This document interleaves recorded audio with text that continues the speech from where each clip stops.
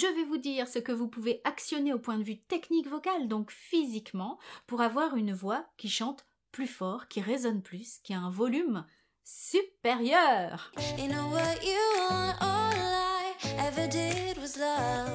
Ces 3 points de technique vocale qui vont nous aider à mettre plus de volume, donc à contrôler notre volume plus ou moins dans notre voix, parce qu'on n'est pas toujours obligé de chanter à 100%, et même c'est même déconseillé et ça serait pas joli. Ces 3 points, ils peuvent se combiner. On peut les combiner. En général, on en utilise au moins 2. La première chose qui vous aide à mettre donc du volume, à avoir une voix plus forte, c'est la résonance. Mais qu'est-ce que ça veut dire, la résonance? Parce que forcément, là, je vous parle, j'ai une résonance. Sinon, vous n'entendriez pas ma voix.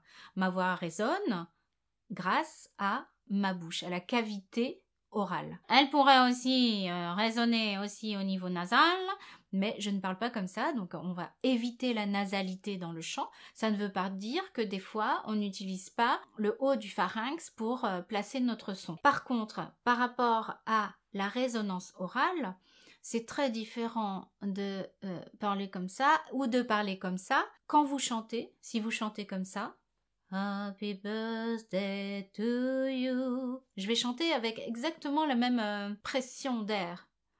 Happy birthday to you. Ah, ah.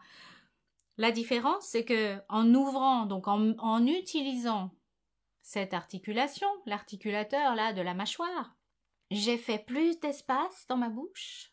Ce qui a fait que ça a résonné plus et que le son qui est sorti a plus de volume. Et c'est clair quand on voit les ondes, quand on enregistre quelque chose sur son ordinateur ou en studio, on voit très bien les ondes qui sont plus ou moins grandes ou pas selon déjà notre aperture. Nos articulateurs, ils vont nous aider à avoir plus ou moins de résonance. Alors, quand je vous ai parlé de la mâchoire, vous faites très attention, c'est quelque chose que je répète tout le temps sur School Vocalise à mes élèves, ne vous blessez pas la mâchoire. En général, je dis bien en général, on n'a pas l'habitude de parler en ouvrant grand. C'est vrai, parce que je parle comme ça, vous me comprenez très bien. C'est pas la peine que là j'articule presque même pas, et vous me comprenez quand même.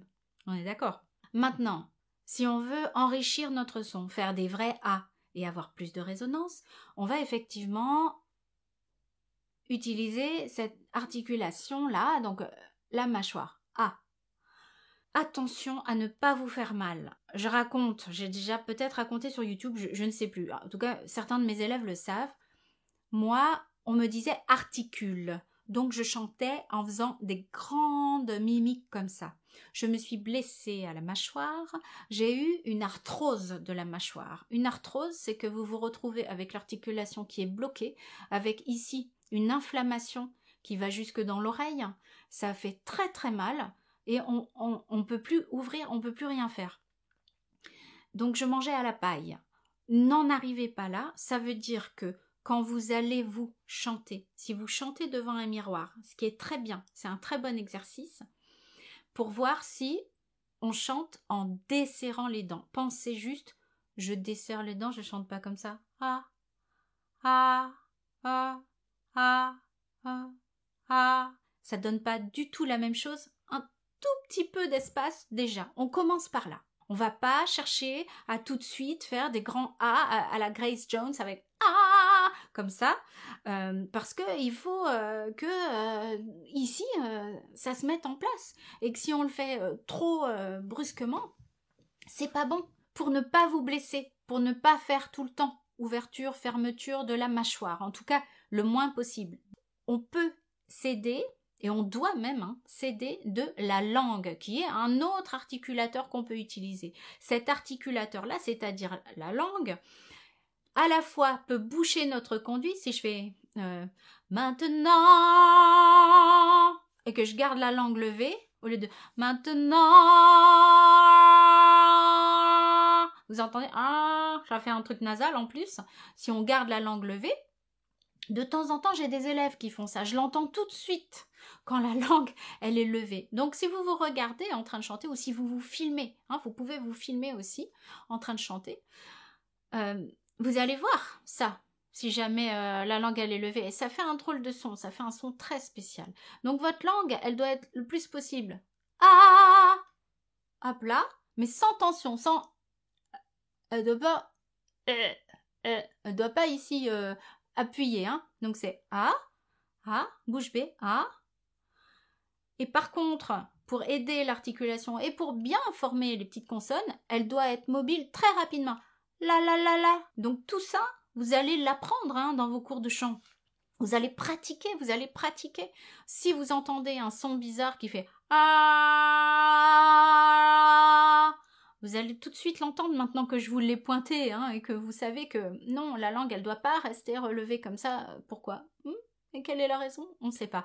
Et donc, si on l'aplatit, ça fait de l'espace. Ok? Troisième articulateur au niveau oral, c'est notre palais. Notre palais, alors le palais, il y a une partie dure, il y a une partie molle. C'est la partie molle, c'est celle qui est au fond. C'est celle qui, si vous bâillez, se soulève. Bâillez avec moi en faisant un gros son bien sourd.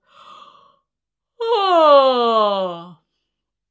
Ce son-là, j'y arriverai jamais à le faire si mon palais ne se lève pas derrière et si en bas, il n'y a pas aussi une sorte d'ouverture.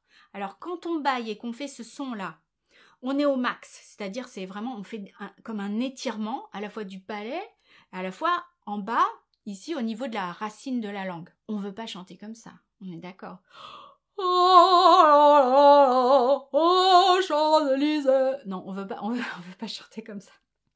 Là, est-ce que vous rigolez devant moi? Ne vous moquez pas de moi, attention. Donc, on veut quand même utiliser cette possibilité magnifique que nous avons grâce à notre palais de pouvoir le lever un petit peu derrière. Mais on ne veut pas le faire au maximum. Donc, si je fais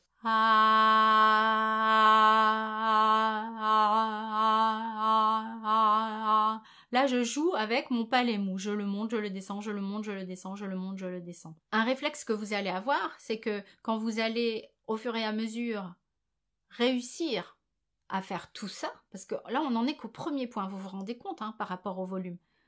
C'est-à-dire à desserrer les dents, que votre langue ne bouge pas votre conduit, que votre palais mou remonte un petit peu, comme si vous alliez faire un bâillement, mais pas à fond, donc. Il y a déjà une très belle résonance. Vous pouvez essayer. Faites-moi un.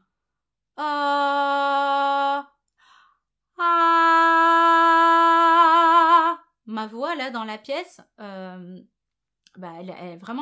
résonne. Hein. Donc ça, c'est le premier point, c'est par rapport aux articulateurs. Vous pouvez vous dire, pour commencer, si vous commencez, je desserre les dents quand je chante, j'essaye de bien prononcer, mais de faire de l'espace dès que possible. On a dans nos mots des consonnes qui font qu'on est obligé de refermer un petit peu, ou même des voyelles qu'on est obligé de refermer un petit peu. Mais dès que c'est possible,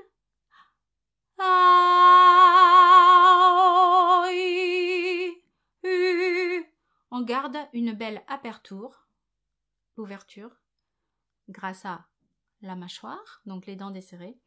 La langue, elle ne bouge pas le conduit. Et le palais mou, on essaye de le monter un tout petit peu. Ça, c'était le premier point. Le deuxième point, je vais vous orienter vers une vidéo que j'ai enregistrée il n'y a pas longtemps. Cette vidéo, elle vous a parlé de la densité vocale. La densité vocale, c'est la force avec laquelle j'accole mes cordes vocales. Donc, pour le même son,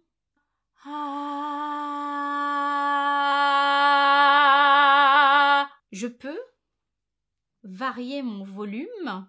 Donc, c'est quand même une partie du volume, hein, mais ça ne suffit pas pour chanter en projetant la voix parce qu'on est limité, en fait, en utilisant cette densité vocale. La densité vocale, donc, c'est la manière dont on timbre la voix, dont on accole les cordes vocales. Bien sûr, le volume le plus faible, il va être obtenu avec des cordes vocales qui s'accolent quasiment pas, avec beaucoup d'air. Ah, vous pouvez essayer, hein. Ah, et puis, essayez de timbrer.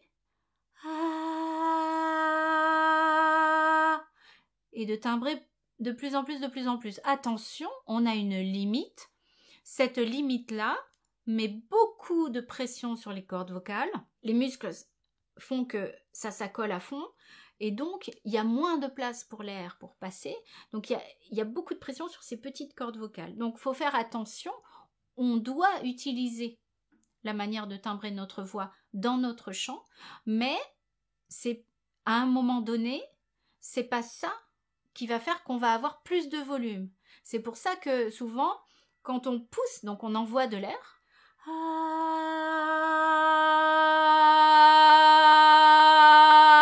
et à un moment je peux plus avoir plus de volume et je vais utiliser autre chose. Donc je vais utiliser effectivement ce qu'on a vu juste avant, les articulateurs, et puis je vais utiliser le troisième point. Donc pour le deuxième point, c'est-à-dire la manière dont on timbre, on chante piano, mezzo, mezzo forte, forte, fortissimo.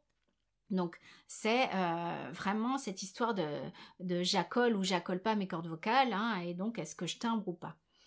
Une fois que vous avez compris ça, cette histoire de j'accole pas, ça se fait en même temps que le support respiratoire, hein. Les deux il faut une coordination des deux, mais il faut pas envoyer trop d'air parce que sinon on peut se faire mal. Une fois donc que vous avez timbré comme il fallait, c'est-à-dire que dans une chanson, vous voulez que ça soit plutôt fort, on va dire que c'est une chanson où vous voulez chanter très fort.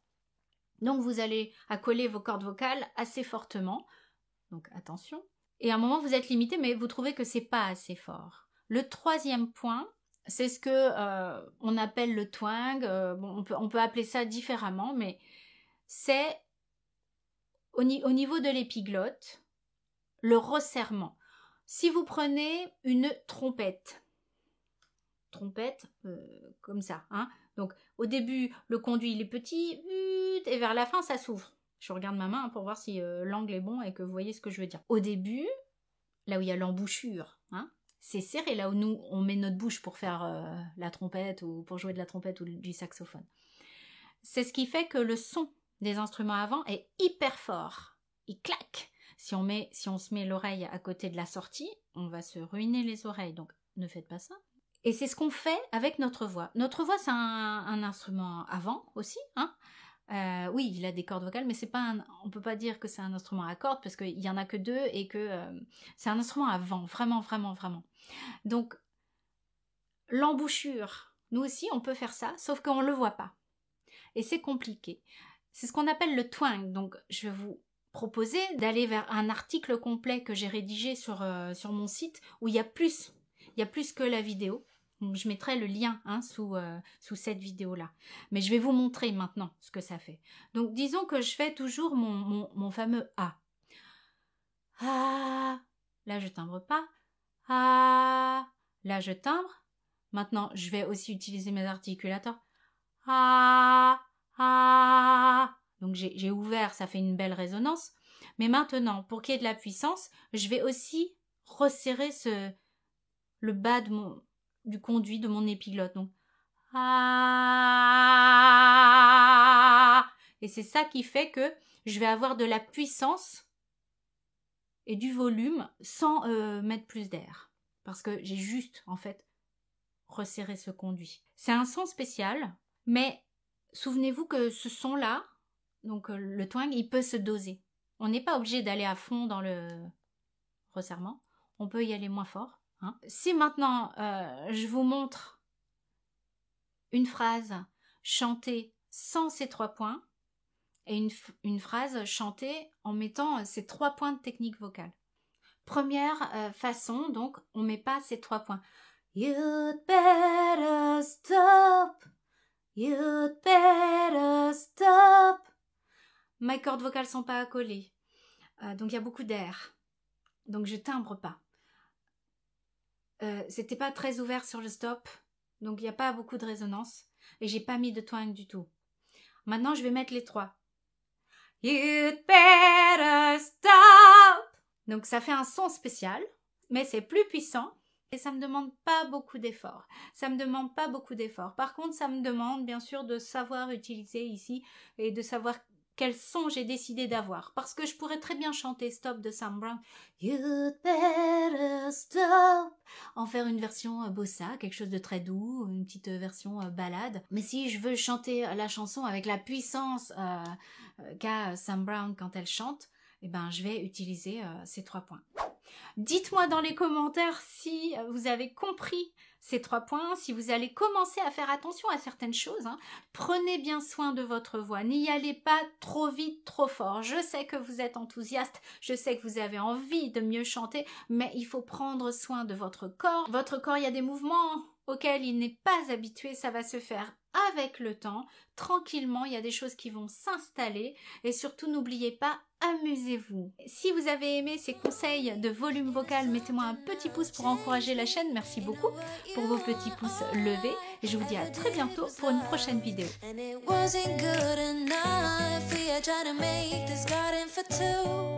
But you had brought the cold